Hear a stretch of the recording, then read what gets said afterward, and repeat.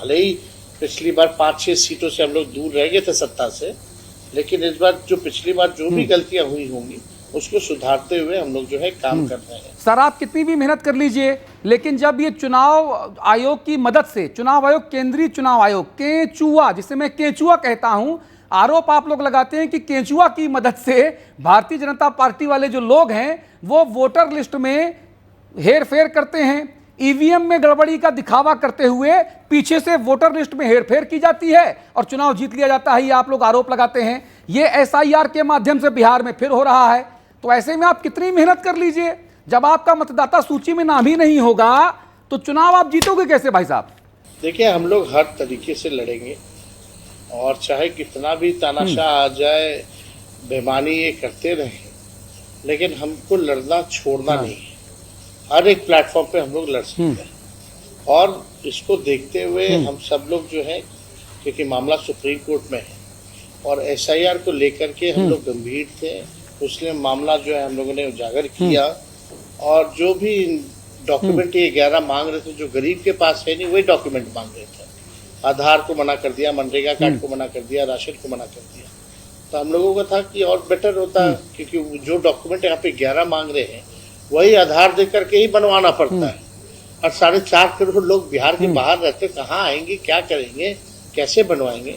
तो चुनाव आयोग ने जिस प्रक्रिया के साथ किया, पूरी तरीके से फर्जीवाड़ा निकला।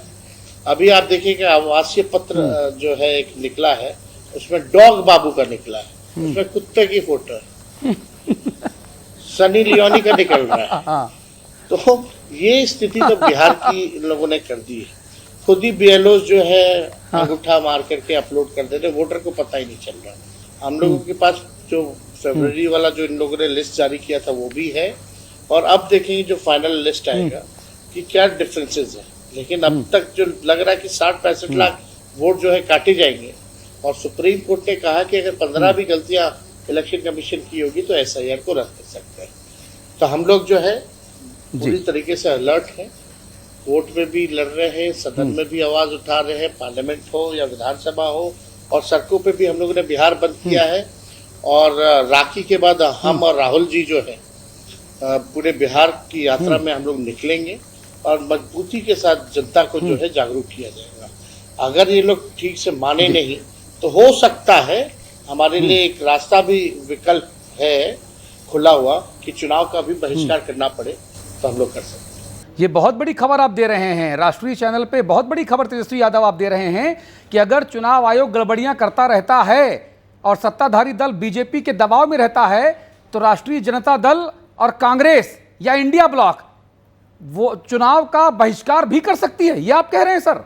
एकदम। जब अगर आप बेईमानी करना ही है, आपने सब कुछ तैयार कर ही लिया है, तो चुनाव का क्या फायदा? क्यों करोड़ों हजारों करोड़ रुपए आप इस पे पैसे खर्च करोगे? दूसरी बात कि हम लोग इसका जो संदेश जो है अनेक राज्यों में जाएगा और दूर तक जो है इसका संदेश जो है जाएगा।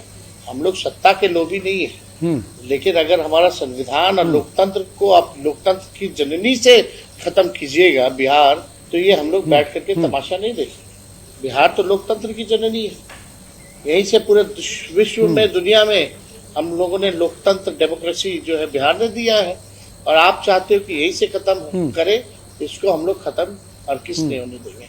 संविधान की रक्षा के लिए, लोकतंत्र के लिए अगर बहिष्कार भी करना पड़े, जब वोटर ही वोट नहीं डालेगा, आप ही इलेक्शन कमीशन बैठ के ज्ञानेश गुप्ता वोट डालते रहेंगे, तो क्या मतलब है?